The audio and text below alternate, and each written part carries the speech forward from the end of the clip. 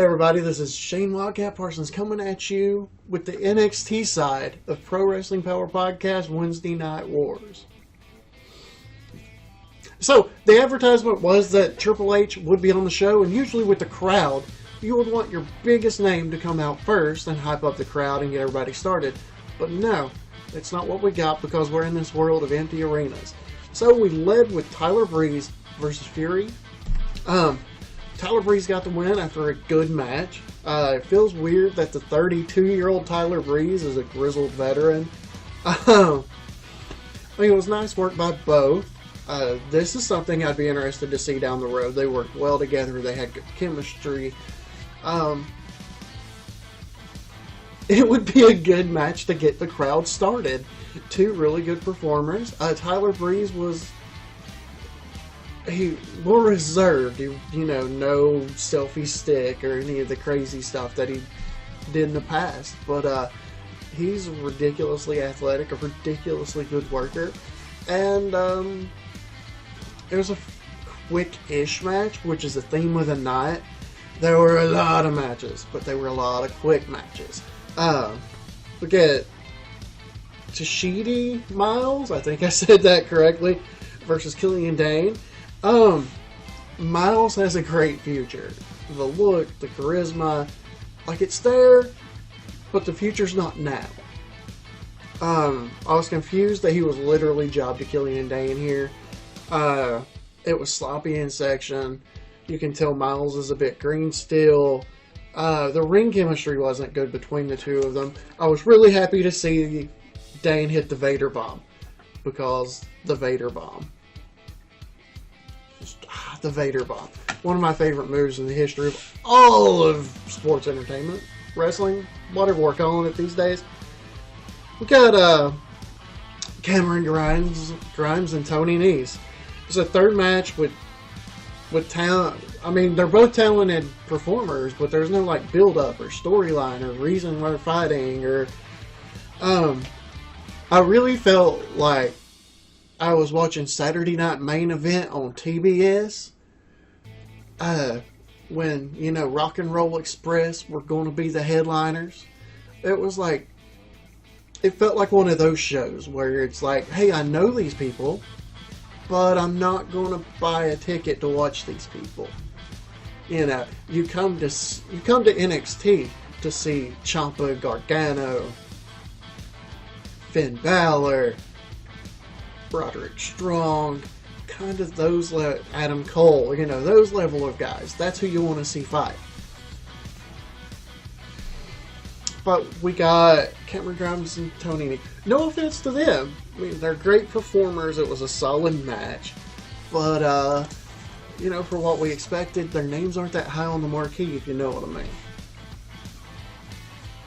mean. Then we get Aaliyah versus Zia Lee. But, in classic wrestling fashion, Zia Lee is shown backstage clutching her knee like she got attacked, and we're going, oh no, what happened, what happened? So instead, we get the turn of Io Shirai. Okay, for the first time tonight, I'll admit, I'm interested. They got me just a little bit. And Shirai wins in a squash match. But women's division that really needed that injection of just a bigger name and a super talented performer, it just picked up big. It just picked up business. It's a fantasy booker's dream. I mean, if Charlotte Flair wins the NXT title, that means she's going to be in NXT. And you're going to have all of, you're just adding to a list, Bianca Belair, all the matchups that you can put together now. And it's exciting. I'm not a huge Charlotte fan, but she can work in the ring when she wants to sell. But yeah, they got me. As far as matches go, this was probably the highlight of the night. And even then, it was a squash. It was fairly quick. We got a segment with the North American Championship. Keith Lee, other people. I mean, we're just repeating a rivalry between three guys that existed before the title was on Keith Lee's waist. And, I mean, they just inserted a shiny title belt for those guys to fight over. Meh. I mean, really, what do we accomplish here? The belt should mean something and not just get thrown into a fight that's already happening. Yeah, it's just... There's things I can say about this, but I'm not to because we're in polite company right now. I mean, really, Keith Lee's such a good performer, and the Dominique, and just, we're better than this. Oni Lorcan and Danny Burch versus Shane Thorne and Vink. I don't even know. I'm really glad they decided to remember that the tag team division is one of the crucial parts of NXT. I mean, that Dusty Rhodes Tag Team Championship tournament is one of their highlights all the time because they do tag team wrestling almost better than anybody else when they care to do it. I mean, it's another squash match though. And of course, Oni Lorcan and Danny Burch are great workers. They're going to take a solid match and make it something that you're actually going to get a little invested in. I mean, they're really good together. Poor Shane Thorne. I mean, part of TM61, it fell apart. We thought we were going to get a good singles run for him because he's got the pieces. And now he's back to tagging with some random Australian they found. That dude looks like they found him in the Outback running from the fires. I mean, it's just weird. I feel bad for dude. Candice LeRae versus Kaden Carter. Solid. It told a story, but it felt like whistling past the graveyard. Candice with the win. I mean, we got it, and Candice goes on to be in the women's ladder match that's going to be going on for the number one. I'm not even really sure the backstory to it. I didn't catch most of it. But we've had, I don't know, we're on match 6 of the night, and one of them has been something I've actually cared about. Just a bunch of short... I mean, I'm glad that they heard me last week when I said, hey, we had a wrestling show without any wrestling. And now we got a wrestling show and it's all bad wrestling. I mean, granted, I guess it was mostly bad, sorry. My apologies to Aaliyah and Io Shirai. You deserve better. Then we go on to Matt Riddle and Roderick Strong. Hey, this is our main event of the night, if you will. Yeah, this is Saturday night main event on the Superstation. You'd sit up, it'd be 7 o'clock Saturday night, and you're waiting on it to come on, and it starts out with random jobber versus a guy they want to build up. I mean, it was... This is the first time I think NXT has ever felt like developmental to me. Like, it's been called that throughout its history, and you talk about making the main roster, but I always felt like NXT was the best of the 3 shows. This was the first episode where I've ever felt it was actually developmental. And that, maybe it's, and I'm entirely sure it's a product of the empty arena. I just hate that NXT, which is one of the best brands in wrestling, has really suffered for it. Like, I can't wait till we get back to normalcy. Because the main event was Matt Riddle versus Roderick Strong. It's a good match. I mean, I'm not going to lie there. It was a really good match. It carries on the tag team title feud that's going on. Probably because Matt Riddle's tag team partner's stuck in England because of everything that's going on. I mean, that's where he's from. I'm guessing that's where he's at. But, the big story to the whole thing was the tag team division's picking up. Because after Matt Riddle wins, he's attacked by nameless big guys, a la the Dungeon of Doom, a la the AOP. I mean, big scary looking guys come out the back and beat him up. So we know who's going to feel that that role of big scary tag team now. I'm still not sure what their names are, but we'll find that out eventually, I guess, as the story goes along. Then we end the show with Triple H. He gets maybe half of a sentence out before he's interrupted when Ciampa and Gargano come on down. And I will say this, the empty arena helps the promos sometimes. They hurt the promos sometimes. This, I think it helped. Because, I mean, it was riveting. Gargano was focused, and he wasn't like silly Gargano that we get sometimes. And then Ciampa was like brutal. He wasn't, he kind of soft sells some things when he's talking at times. But he was, to the point, hey, this guy's a stain on existence, and I need to punish him for it. There wasn't a brawl at the end, which was refreshing. It really built the hype for that match. One that I didn't think you could get any more hype for, but it got built up. And it was impressive, and I absolutely appreciate everything that they did there. Just like I said earlier, it feels like a really glorified house show. And honestly, I'm glad that they watched last week. I'm glad that they caught the criticism that I said that there was no wrestling at all. But I really think that if you take one of the promos off of last week and cut in a few of these matches and add one of those promos to this week and cut out a few of the matches, you would have had two much better shows standing by themselves. Because last week it's a wrestling show and there's no wrestling in the ring. This week it's almost all wrestling, but they're quick squash matches back to back to back, and it did get a little tedious. I love that they're making an effort. I love that they're trying to entertain, but there's some swings and misses here. And from everything I'm seeing, AEW is doing a really good job being creative. And I don't know, but let's see what Retro Joe has to say as he does that review of AEW. Thank you. God bless. There's an epidemic affecting thousands of young Canadians, a condition scientists are calling the munchies. I'm World Wrestling Federation superstar Chris Jericho, and I've joined forces with Taco Bell to fight this hunger. You can join our tag team. By making a donation of only $3.99, you'll receive 3 Taco Supremes and a drink. Act now, and together we can help young people, like Todd, pummel the munchies.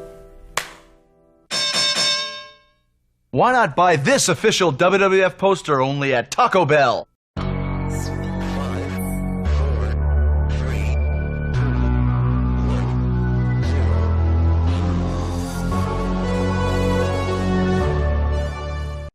Hello folks, I'm Retro Joe and welcome to week 2 of AEW Dynamite Empty Arena matches. It was a little different this week, guys. They did not have the wrestlers out there. They had them backstage betting on the matches again. I liked it last week better. It seemed to work out a lot better. Still though, we had some awesome promos in this one. We had 5 matches to talk about. Overall pretty good. It was pretty good.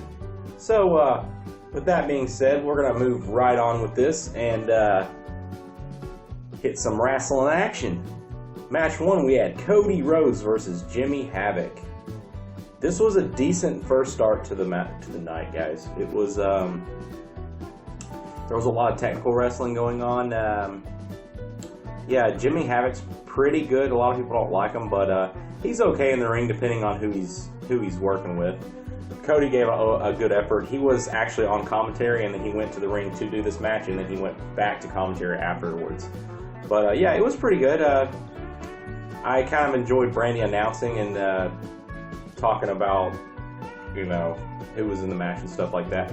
She's actually pretty good. I think she's better on announcing than she is trying to do promos, as we saw before with the whole little cult thing she was trying to create back in the day, and it kind of just disappeared and we didn't hear about it. Did not work out too well with the Awesome Kong situation and all that. Cody will take the win on this one via the Crossroads finisher. Now, after this, we get a Jake the Snake promo.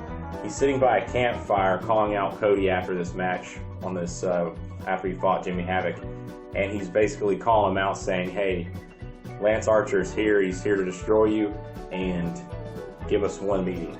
Give us one meeting, and I'll show you what we got. But Cody basically, I don't know, he kind of blew it off at first, and then he was like, all right, sure, whatever. So next week we're going to see Lance Archer in action. Pretty cool stuff, pretty cool stuff. Match number 2, we had Kip Sabian versus Darby Allin. This was actually a really good match. I like Darby Allin. I think he's very fast in the ring. Kip Sabian's okay. He's a decent little heel. He's not MJF level heel, but he's an okay heel. You saw a lot of quick-paced kicks, a lot of turnbuckle stuff. Overall, pretty good. Pretty good. I gave this some pretty good rating. Darby Allin was darn impressive, I'd say. I mean, it was just, I don't know. Like I said before, the quickness. I like this guy. Penelope Ford was in there too with Kip, because she's the super bad girl, whatever. Yeah, she kept trying to cheat and stuff, but it just didn't work out too well for them tonight, because Darby Allin will take the win via a weird new pin I've never seen. The Last Supper pin. Wow, never heard of this. The Last Supper pin. It's pretty cool. Pretty cool.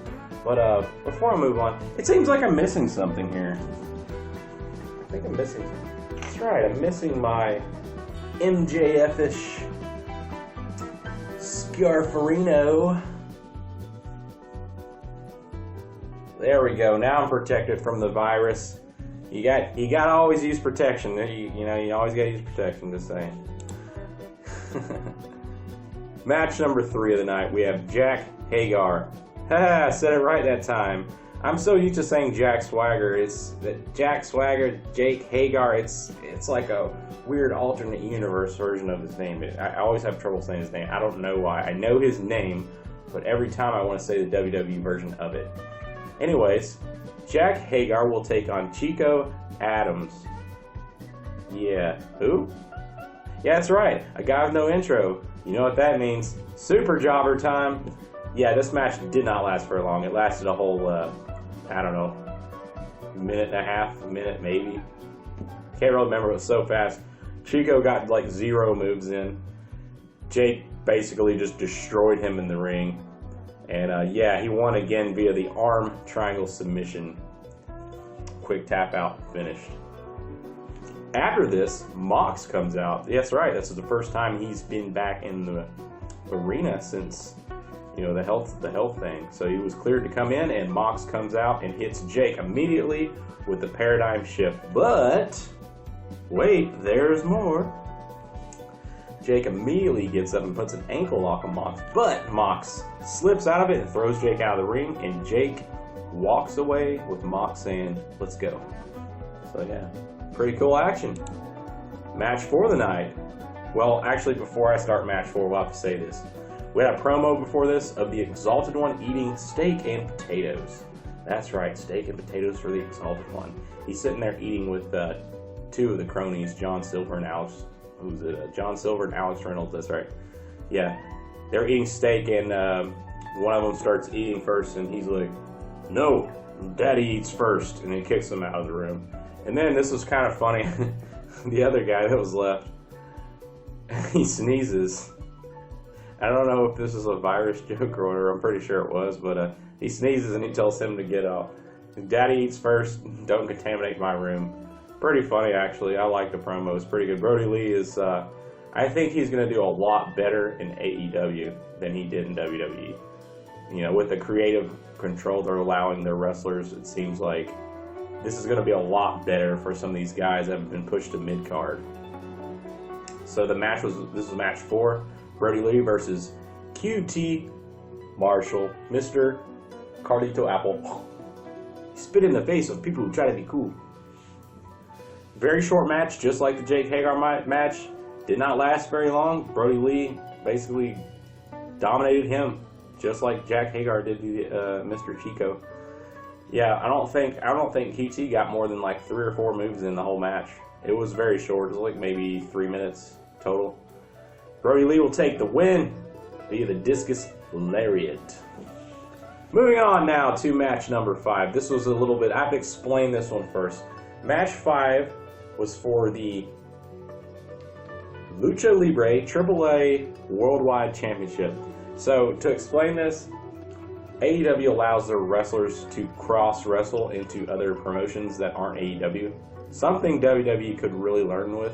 Because, honestly, a lot of these, like, smaller promotions, like the Lucha Libre, like me, before I saw this match, I've never even heard of this promotion. Like, it doesn't affect the kayfabe of everything, because if I'm watching like AEW and WWE and NWA like I do, I don't really watch Ring of Honor and the other ones. Like, if something big happens, sure, I'll watch one of them, but there's only so many hours in the week. I can only watch so many promotions. I have to pick and choose what I'm going to watch, or I'll be watching. There's so much wrestling right now that I could watch wrestling day in and day out all day long with all the promotions there are in the United States. I mean, there are literally over 100 promotions in the United States, and probably 90% of them you've never heard of. And this is because a lot of them are local and stuff like that. Lucha Libre is a little bigger, but it's a Mexico thing, so we don't really get televised on our TVs, so we don't really know about it. Anyways, current champion, the current AAA Worldwide Champion is Kenny Omega, and he is one of the people on their roster, and so is Sammy Guevara. So that's who had the match tonight. Kenny Omega versus Sammy Guevara. I thought the match was okay, and I don't know, it would just seem like a little too long for me. There was too many V-triggers. That's the problem with Kenny Omega. He hits too many of those things. It's supposed to be this devastating finisher move, but he hits like so many in one match. Like, I've seen him hit up to like 10 of these in one match. He needs to cut down a little bit on these V-triggers. Sammy does this funny thing during the match. Like, they didn't have the wrestlers in the front. This time they had them in the back trailer betting on the stuff, and they had the camera moving back and forth. But Sammy had put out little characters of people. He had like a Chris Pine Star Trek cap in one, and he had like another one. I didn't know who it was. Neither did Cody, because Cody was announcing the whole time with Tony Schiavone. No Excalibur this time, no JR. One of them was Brandy, and he gets out of the ring at one point and like makes out with it, and then he rips it up. It's pretty funny. It was a pretty good effort by Sammy, actually. Kenny Omega, he actually did a little less spirit fingers this time, which I kind of liked, but it was okay. It was average. It wasn't an unbelievable match, but it wasn't a horrible match neither. It was just a by the books generic title defense with Kenny Omega taking the win via the one-winged angel. That's his finisher. Now to the meat of the matter. Yes, wonderful. Oh boy. The final promo, Jericho and Hardy. Man, this was the icing on the cake. The whole show was okay. There was a couple of audio issues throughout, but this right here, no matter what happened and any of the problems that went on, this was the icing on the cake, folks. I mean, wow. So this is what happened. We had Chris Jericho come to the ring, and, you know, he's calling out Matt Hardy to come down and speak with him. Then we have Vanguard 1 flying in, you know, from the open arena area. Vanguard 1 comes in, and Jericho asks Vanguard 1 if he wants to join the Inner Circle. Silly, yes, I know. It's a drone, but I guess it has a personality, whatever. The drone flies away. You know, Chris calls him an idiot, whatever. It's pretty funny. This is what happened that was interesting. I don't know how they did this. I can kind of guess, but see, AEW is live like all the other shows. You know, WWE's live and all that. But we have this moment right here. Hardy appears, you know, just like he did last week in the stands up top in the upper rafters, and then he warps. That's right. He warps down closer and closer to Chris. Chris is like freaking out. Now on live, how do you do this? I don't know. I mean, without fans, it's easy to do with CG, but I'm kind of thinking, like, in my opinion, I think the show was live. Like, of course it's live. The show is live, but I think there was a video cut in of this pre-recorded. It's got to be. There's no way. But anyways, not to break kayfabe here. He warps into the ring, freaking Chris out the whole time. Chris is excellent on the mic, but on this one, I don't think he wasn't excellent, but I think Matt Hardy is so dominant in this character that it makes the Jericho character nervous. Not Chris nervous, not, in real life Chris, but I think it makes the character a little nervous. So Jericho was talking to him, they had a back and forth, and Hardy was telling him, I'm not the guy you knew for 25 years. I am Damascus. I am Damascus, eater of worlds. No, anyways, yeah. So, he asked him 2 or 3 times if Chris asks Hardy 2 or 3 times if he'll join Inner Circle, and obviously, Hardy's not going to. Then we have Sammy running in from behind, and they start a beat down on Matt Hardy. Of course this is going to happen, but Cody runs out and Kenny comes to help him. Then we have Chris Jericho and Sammy Guevara backing out of the ring. They're up the ramp, and Matt Hardy gets up, and all of a sudden you see fire bursting out of this side, and it seems like Matt Hardy's making the fire happen. Just electrifying. This is a great promo to end I had goosebumps, honestly. This is awesome. Super awesome, guys.